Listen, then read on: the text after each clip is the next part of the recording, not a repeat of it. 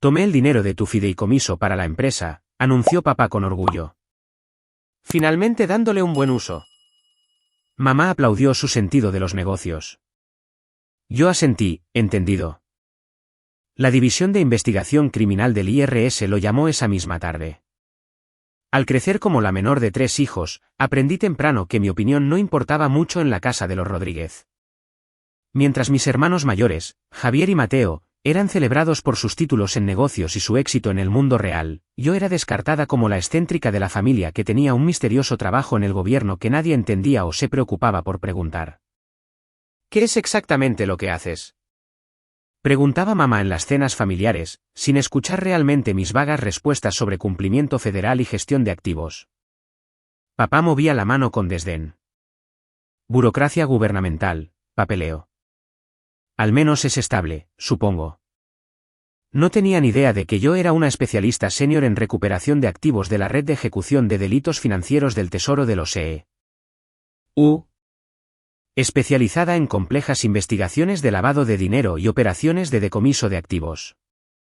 Durante los últimos 8 años, había estado rastreando activos criminales ocultos por valor de cientos de millones de dólares, trabajando en casos que involucraban cárteles internacionales, esquemas de fraude corporativo y conspiraciones bancarias en el extranjero.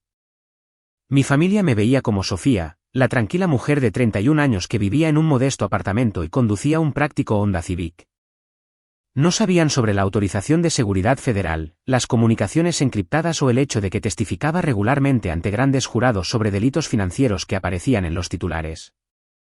Para ellos, yo era solo el miembro de la familia que trabajaba para el gobierno y aparentemente no tenía nada mejor que hacer con mi tiempo que escuchar sus problemas. La dinámica se hizo aún más pronunciada después de que la empresa de construcción de papá comenzó a tener dificultades hace 3 años. Rodríguez e Hijos había sido una operación mediana decente, pero una serie de malos contratos y sobrecostos los habían dejado perdiendo dinero. Papá se negaba a admitir que el negocio estaba fracasando, culpando en cambio a la economía, la competencia desleal y las regulaciones gubernamentales por sus problemas. Si los amigos del gobierno de Sofía dejaran de estrangular a las pequeñas empresas con burocracia, tal vez las empresas honestas podrían sobrevivir, refunfuñaba durante las reuniones familiares. Sin captar nunca la ironía de que su hija trabajaba en el mismo sistema que él criticaba constantemente. Mientras tanto, mis hermanos Javier y Mateo habían aprovechado sus posiciones en la empresa para obtener salarios cómodos a pesar de aportar poco valor real. Javier se encargaba del desarrollo de negocios, lo que principalmente significaba jugar al golf con clientes potenciales, mientras que Mateo gestionaba las operaciones, lo que implicaba muchos lanzamientos de negocios caros y muy poca supervisión real de los lugares de trabajo. El estrés financiero de la familia creó una tormenta perfecta de resentimiento dirigida hacia mí. Como no contribuía al negocio familiar y mi salario del gobierno era de todos modos dinero de los contribuyentes, me convertí en el blanco conveniente para sus frustraciones. Es fácil para Sofía juzgar nuestras decisiones comerciales cuando tiene ese cómodo trabajo en el gobierno, decía Mateo cada vez que sugería que tal vez deberían considerar reducir el tamaño o reestructurarse. Intenta trabajar en el mundo real donde realmente tienes que producir resultados. Lo que no sabían era que había estado observando en silencio sus prácticas comerciales durante meses, no como una hija, sino como una investigadora federal. Rodríguez e Hijos había comenzado a aparecer en informes de inteligencia financiera relacionados con una importante investigación de lavado de dinero en la que estaba trabajando. Empresas fantasma con direcciones que coincidían con las ubicaciones de sus negocios, transacciones en efectivo que no se alineaban con el trabajo de construcción legítimo, subcontratistas con interesantes antecedentes penales. Me había recusado de cualquier participación directa en la investigación para evitar conflictos de intereses. Pero no podía ignorar lo que estaba viendo. La empresa de construcción de mi familia estaba siendo utilizada como fachada para lavar dinero de la droga, y papá era increíblemente ingenuo o voluntariamente ignorante sobre quién estaba pagando realmente por esos lucrativos contratos que habían aparecido de repente para salvar su negocio. El fondo fiduciario se convirtió en un problema hace 6 meses cuando papá descubrió que tenía una cuenta sustancial de la que nunca hablaba. Había visto accidentalmente los extractos bancarios mientras me ayudaba a mover unas cajas, y sus ojos casi se salieron de sus órbitas cuando vio el saldo. $230,000, había jadeado. Sofía, ¿de dónde salió este dinero? Traté de desviar el tema, explicando vagamente que estaba relacionado con mi trabajo. Pero la desesperación de papá ya se había aferrado al número. Su negocio necesitaba exactamente ese tipo de inyección de efectivo para sobrevivir. Y en su mente, el dinero de la familia debía usarse para salvar el negocio familiar. Esto es perfecto, había anunciado en la siguiente cena familiar. Sofía puede invertir en Rodríguez e Hijos. Es una situación en la que todos ganan. Papá, no es tan simple, traté de explicar. Ese dinero está sujeto a protocolos federales. No puedo simplemente retirarlo e invertirlo en negocios privados. Pero papá escuchó lo que quería escuchar. Para él, mis objeciones eran solo tonterías burocráticas que se podían sortear. Después de todo, era mi dinero, ¿no? ¿Qué tan difícil podría ser acceder a mi propio fondo fiduciario? La campaña de presión comenzó de inmediato. Mamá comenzó a hablar de lealtad familiar y de cómo todos necesitábamos mantenernos unidos en los momentos difíciles. Javier sugirió que las familias exitosas invertían en las empresas de los demás. Mateo señaló que estaba siendo egoísta al acaparar dinero mientras el negocio familiar se derrumbaba. Estás sentada sobre una fortuna mientras el trabajo de toda la vida de tu padre se desmorona, había dicho mamá durante una conversación particularmente intensa. ¿Qué clase de hija hace eso? Intenté explicar repetidamente que la cuenta no era en realidad mi dinero personal, que se mantenía en fideicomiso para fines federales, que había restricciones legales sobre cómo se podía usar. Pero mi familia nunca había entendido las complejidades de mi trabajo, y no iban a empezar ahora. Excusas del gobierno, murmuraba papá. Siempre hay alguna regulación o procedimiento que impide que la gente haga lo correcto. La situación se intensificó hace 3 semanas cuando papá anunció que había encontrado una solución. Había estado investigando las regulaciones de los fondos fiduciarios y descubrió que había formas de acceder al dinero en situaciones de emergencia, especialmente cuando se trataba de inversiones en negocios familiares. He estado hablando con abogados, declaró con orgullo en la cena del domingo. Hay disposiciones por dificultades que permiten retiros de fondos fiduciarios para fines comerciales legítimos. Todo lo que necesitas hacer es presentar el papeleo correcto. Papá, no funciona así, traté de explicar una vez más. Esto no es un fondo fiduciario normal. Hay restricciones federales. Todo fondo fiduciario tiene restricciones, había interrumpido Javier. Por eso contratas a profesionales para que se encarguen del papeleo. Papá ya encontró abogados que se especializan en estas cosas. Los abogados que papá había encontrado eran exactamente el tipo de personas que esperaría que encontrara. Operadores de habla suave que prometían que podían desbloquear cualquier fondo fiduciario por la tarifa adecuada. Le habían llenado la cabeza con historias sobre lagunas legales y disposiciones de emergencia, aceptando sus honorarios de consulta mientras alimentaban su desesperación. Estos tipos saben lo que hacen, había insistido papá. Han manejado cientos de casos como este. Dinero de fondos fiduciarios inactivo mientras las familias sufren dificultades financieras. Es exactamente para lo que se diseñaron estas disposiciones de emergencia. Intenté una vez más explicar la realidad de la situación. Papá, esa cuenta es administrada por el gobierno federal. No es un fondo fiduciario privado. No tengo la autoridad para retirar dinero de ella. E incluso si la tuviera, usarla para inversiones en negocios privados sería un delito federal grave. Pero papá ya había tomado una decisión. En su opinión, o estaba siendo deliberadamente obstructiva o me habían lavado el cerebro con la burocracia gubernamental para que creyera en sus tonterías regulatorias. De cualquier manera, iba a salvar su negocio y a su familia, incluso si eso significaba pasar por encima de mí para hacerlo. El punto de quiebre llegó el martes pasado durante nuestra cena familiar habitual en casa de mis padres. Papá había estado inusualmente callado durante la comida, y yo había sentido que algo se estaba gestando. Cuando mamá sirvió el postre, se aclaró la garganta e hizo su anuncio. Tengo buenas noticias, había comenzado, con el pecho henchido de orgullo. He resuelto nuestros problemas de negocios. Rodríguez e Hijos va a sobrevivir y prosperar. Javier y Mateo se habían inclinado hacia adelante con entusiasmo, sintiendo que papá finalmente había encontrado la solución milagrosa que habían estado esperando. Mamá había sonreído alentadoramente, lista para celebrar cualquier victoria que papá estuviera a punto de anunciar. Tomé tu dinero del fideicomiso para la empresa, había declarado papá, mirándome directamente, finalmente poniéndolo en buen uso. Las palabras me golpearon como un golpe físico. Por un momento, no pude procesar lo que acababa de decir. Luego, las implicaciones comenzaron a caer en cascada por mi mente, cada una más catastrófica que la anterior. ¿Qué quieres decir exactamente? Pregunté con cuidado, mi voz apenas por encima de un susurro. Los abogados descubrieron cómo acceder a tu cuenta, continuó papá, ajeno a mi creciente horror. Disposiciones de inversión empresarial de emergencia. Presentamos el papeleo la semana pasada, y el dinero fue transferido ayer.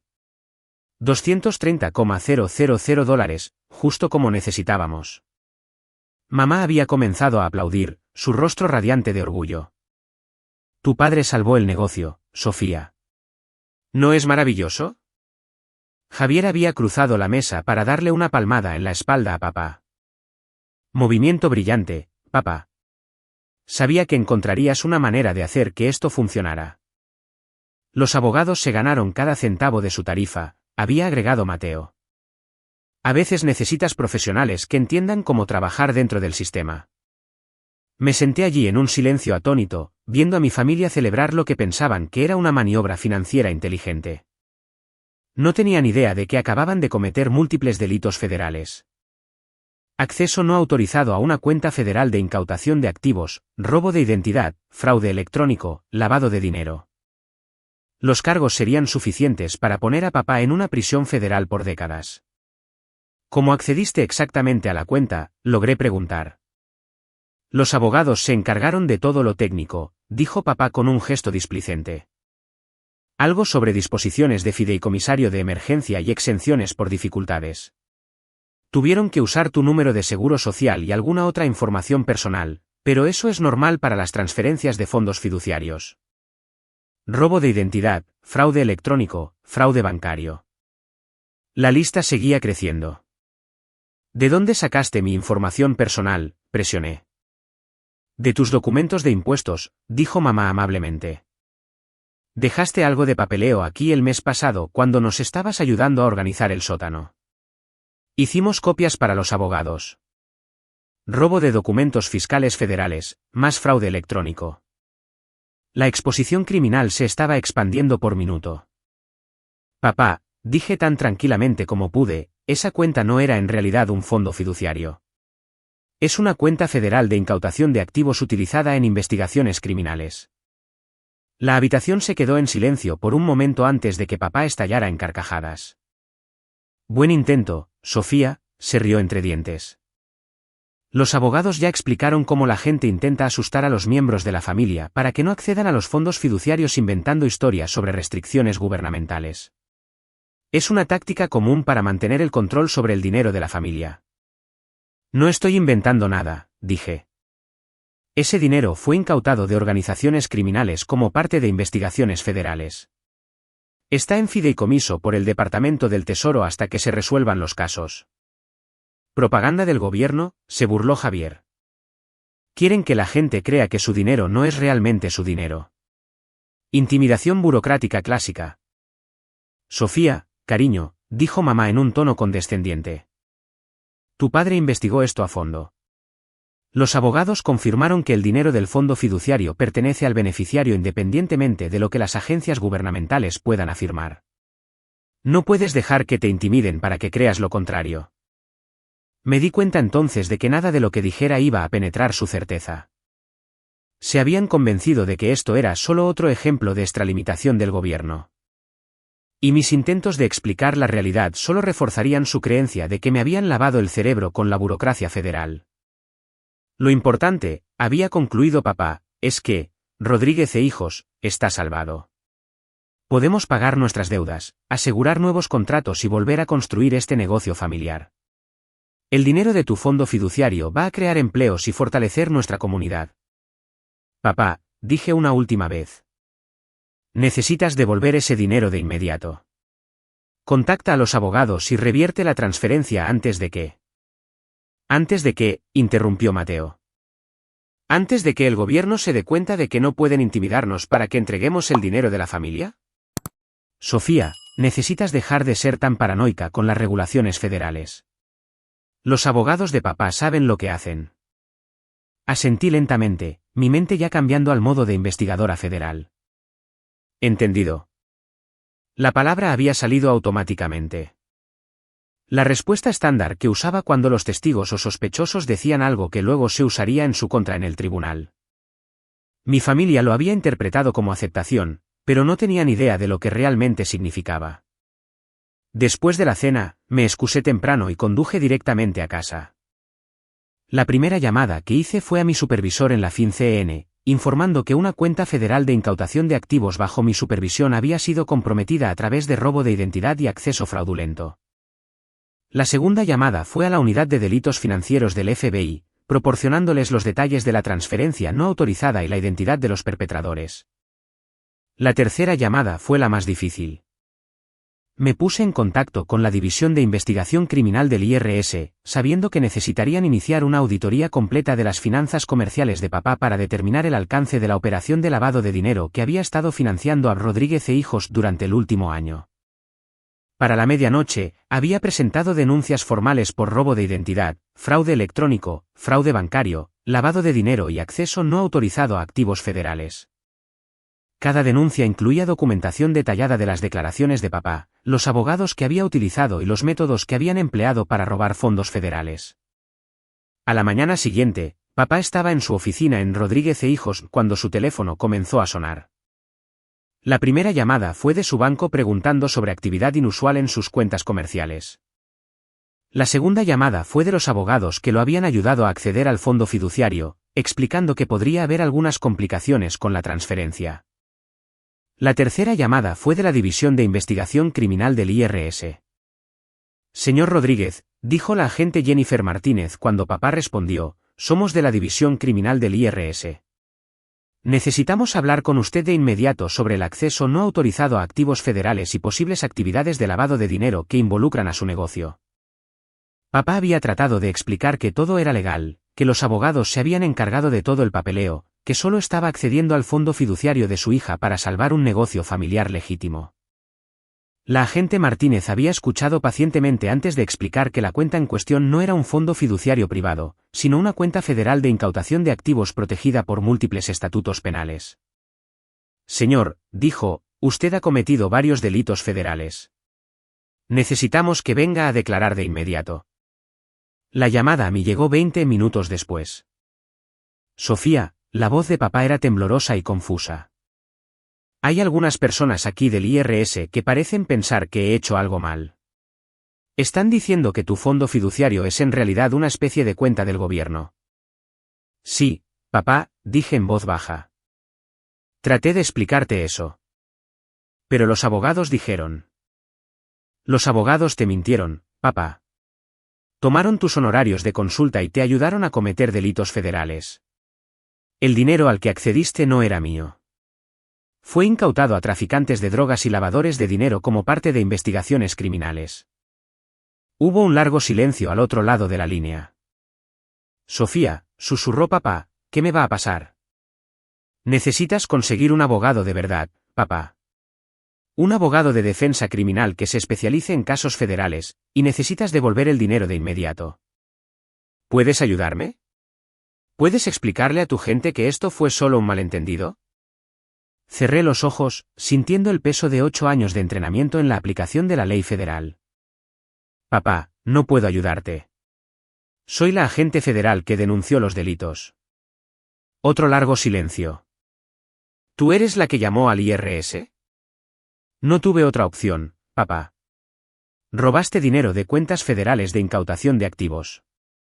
Eso no es una disputa familiar. Es un delito federal. La llamada terminó sin otra palabra. Durante los siguientes 3 días, el alcance total de los problemas legales de papá se hizo evidente. La División de Investigación Criminal del IRS había congelado todas las cuentas bancarias de Rodríguez e Hijos a la espera de una auditoría completa. La Unidad de Delitos Financieros del FBI había abierto una investigación sobre la operación de lavado de dinero que había estado utilizando la empresa de construcción de papá como fachada. La oficina del fiscal de los Estados Unidos había comenzado a preparar acusaciones federales por fraude electrónico, fraude bancario, robo de identidad y lavado de dinero. Los abogados que habían ayudado a papá a acceder a la cuenta federal habían desaparecido.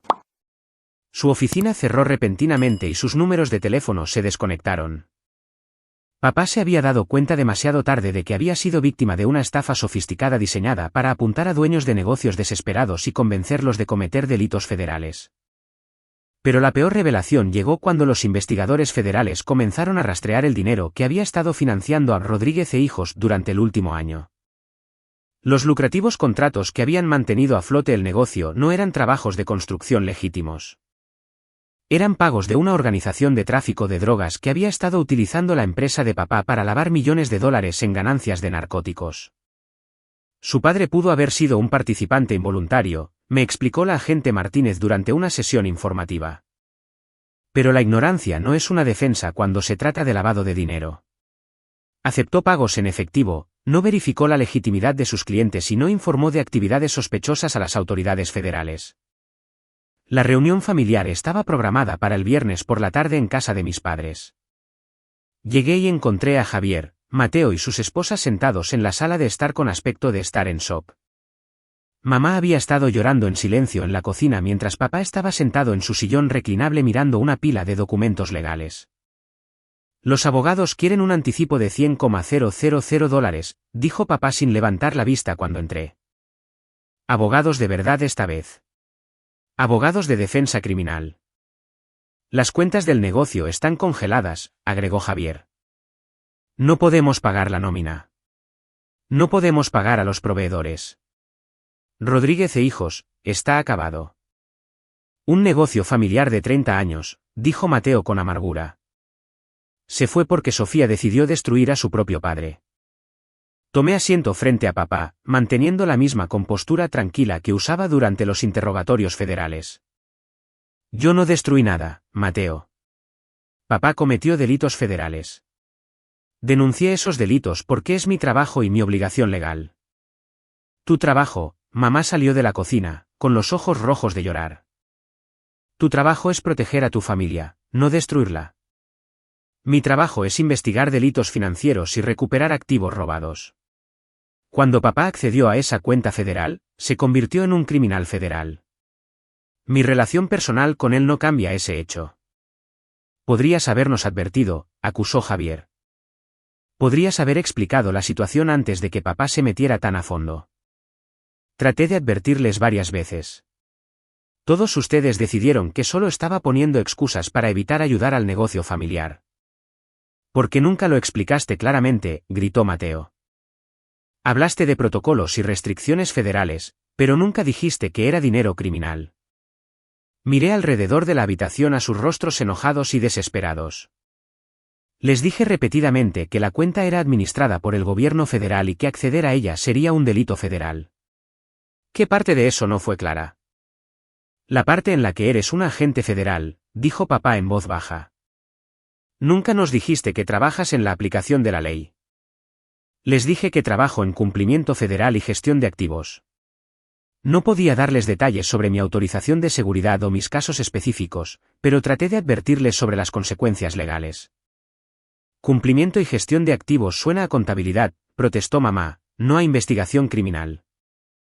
No puedo discutir operaciones federales clasificadas con mi familia, pero puedo decirles cuando están a punto de cometer delitos federales, lo cual hice repetidamente. La habitación se quedó en silencio, excepto por los sollozos silenciosos de mamá. Entonces, ¿qué pasa ahora?, preguntó finalmente papá. Ahora te enfrentas a un proceso federal. La oficina del fiscal de los Estados Unidos está preparando acusaciones por fraude electrónico, fraude bancario, robo de identidad y lavado de dinero. Te enfrentas a 20 o 30 años en una prisión federal. ¿Qué pasa con el dinero?, preguntó Javier. Podemos devolverlo y hacer que esto desaparezca. El dinero fue devuelto a la custodia federal ayer. Pero devolver los activos federales robados no borra los crímenes que se cometieron para robarlos. Esto es una locura, estalló Mateo. Sofía trabaja para el gobierno. Debería poder arreglar esto. No puedo arreglar delitos federales, Mateo. Solo puedo investigarlos y denunciarlos, ¿qué es lo que hice? Elegiste tu trabajo por encima de tu familia, acusó mamá entre lágrimas. Elegí la ley federal por encima de los delitos federales. El hecho de que mi familia cometiera esos delitos no cambia mi obligación de denunciarlos. Papá me miró entonces, su rostro envejecido 10 años en la última semana. ¿Tienes idea de lo que le has hecho a esta familia? ¿Tienes idea de lo que hiciste cuando decidiste robar dinero de las cuentas federales de incautación de activos? ¿Cuando permitiste que los traficantes de drogas lavaran dinero a través de tu negocio?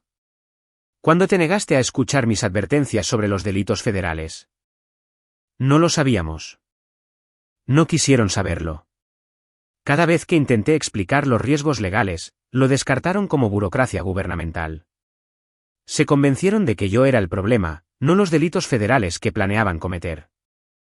El golpe final llegó cuando la agente Martínez llegó con los documentos de la acusación formal. Papá estaba siendo acusado de 14 delitos federales relacionados con lavado de dinero, fraude electrónico, fraude bancario y robo de identidad. Rodríguez e Hijos estaba siendo incautado como una empresa criminal utilizada para facilitar operaciones de lavado de dinero. Señor Rodríguez, dijo la agente Martínez mientras arrestaba a papá, tiene derecho a permanecer en silencio. Cualquier cosa que diga puede y será usada en su contra en un tribunal federal. Mientras se llevaban a papá esposado, mamá se volvió hacia mí con puro odio en los ojos. Espero que estés orgullosa de ti misma, escupió. Has destruido a tu familia para proteger el dinero de la droga. He protegido los activos federales que se utilizarán para compensar a las víctimas del narcotráfico.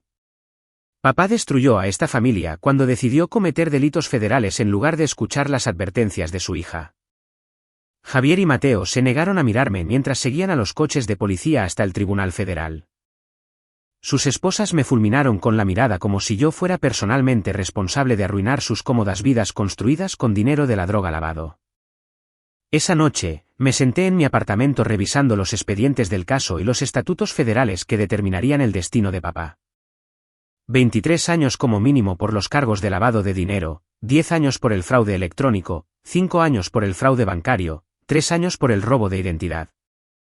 Las sentencias probablemente se cumplirían simultáneamente, pero papá se enfrentaba a pasar el resto de su vida en una prisión federal. La ironía no se me escapó. Durante 8 años, había estado rastreando a criminales que pensaban que podían burlar a las fuerzas del orden federales. Había recuperado cientos de millones en activos robados, desmantelado operaciones de lavado de dinero y enviado a docenas de delincuentes financieros a prisiones federales. Nunca imaginé que mi propia familia se convertiría en otro expediente en mi cartera de investigación federal. La llamada de mamá llegó 3 días después. Los abogados dicen que podría haber un acuerdo de culpabilidad, dijo sin preámbulos. Si tu padre coopera con la investigación y proporciona información sobre la operación de lavado de dinero. Eso es entre papá y la oficina del fiscal de los Estados Unidos, respondí. No puedo influir en las decisiones de la Fiscalía Federal. ¿No puedes o no quieres? Ambas cosas. Los agentes federales no negocian con criminales, incluso cuando esos criminales son miembros de la familia. ¿Es tu padre, Sofía? Es un criminal federal que robó dinero de las cuentas de incautación de activos y permitió que los traficantes de drogas lavaran millones a través de su negocio. Ser mi padre no cambia esos hechos. Mamá había colgado sin decir una palabra más. La negociación del acuerdo de culpabilidad duró 2 semanas. El abogado de defensa criminal de papá había argumentado que había sido víctima de una estafa sofisticada, manipulado por falsos abogados para creer que estaba accediendo a dinero legítimo de un fondo fiduciario. La oficina del fiscal de los Estados Unidos había acordado considerar una sentencia reducida a cambio de la cooperación de papá en la investigación más amplia de lavado de dinero. Al final, papá se declaró culpable de lavado de dinero y fraude electrónico a cambio de una sentencia de 12 años en una prisión federal. Había proporcionado testimonio sobre los pagos en efectivo, los clientes sospechosos y los falsos abogados que lo habían convencido de robar activos federales. Rodríguez e Hijos fue cerrado permanentemente y sus activos liquidados para pagar la restitución.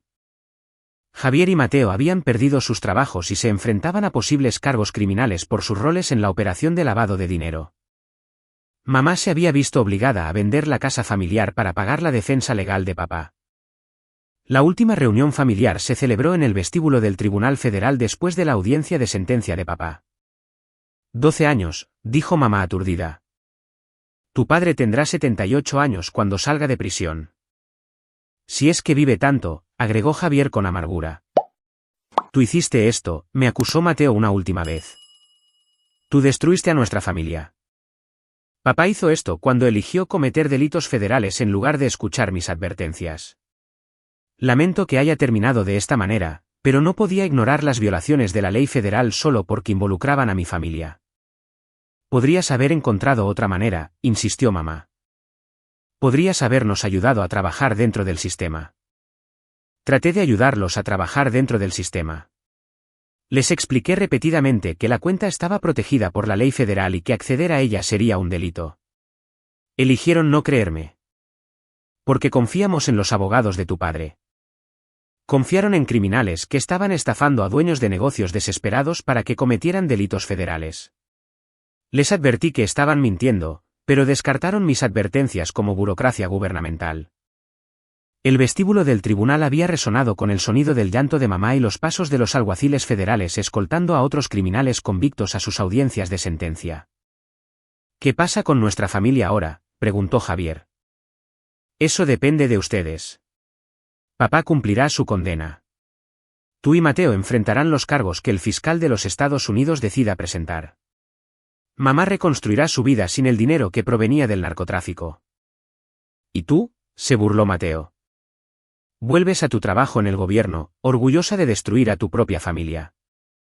Vuelvo a investigar delitos financieros y a proteger los activos federales, tal como lo estaba haciendo antes de que papá decidiera robar de las cuentas de incautación de activos. Elegiste tu trabajo por encima de tu familia, repitió mamá su acusación anterior.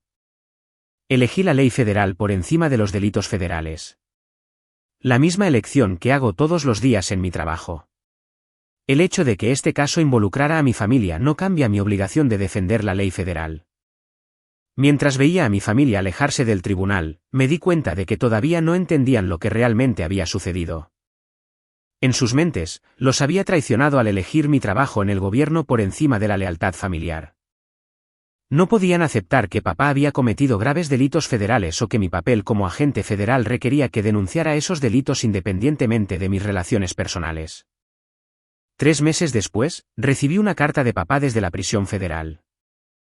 Finalmente había comenzado a comprender la realidad de lo que había hecho y las consecuencias que sus elecciones habían creado para todos a su alrededor. Sofía, había escrito, ahora sé que estabas tratando de protegerme. Debería haber escuchado cuando me advertiste sobre los delitos federales. Debería haber confiado en tu experiencia en lugar de confiar en criminales que me estaban usando para robar dinero del gobierno. Lamento por lo que hice pasar a nuestra familia y lamento haberte culpado por las consecuencias de mis propias decisiones. Guardé la carta junto con los expedientes del caso que documentaban la investigación de Estados Unidos contra Rodríguez. Sirvió como un recordatorio de que la ley federal no hace excepciones para las relaciones familiares y que incluso las personas que más amamos pueden convertirse en criminales cuando eligen ignorar las advertencias sobre los delitos federales.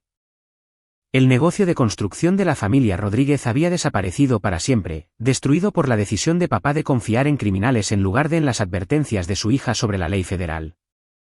Pero los activos federales que papá había tratado de robar fueron devueltos a sus cuentas correspondientes, donde eventualmente se utilizarían para compensar a las víctimas de la organización de narcotráfico que había estado lavando dinero a través de Rodríguez e hijos.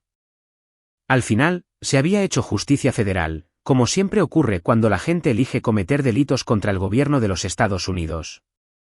El hecho de que este criminal en particular fuera mi padre no cambió el resultado, solo lo hizo más doloroso de ver personalmente. Pero esa es la naturaleza del trabajo de aplicación de la ley federal. A veces, los criminales que investigas resultan ser las personas que más amas. Y cuando eso sucede, tienes que elegir entre la lealtad familiar y la ley federal. Elegí la ley federal, tal como había jurado hacer cuando presté juramento como agente federal. Y volvería a tomar la misma decisión.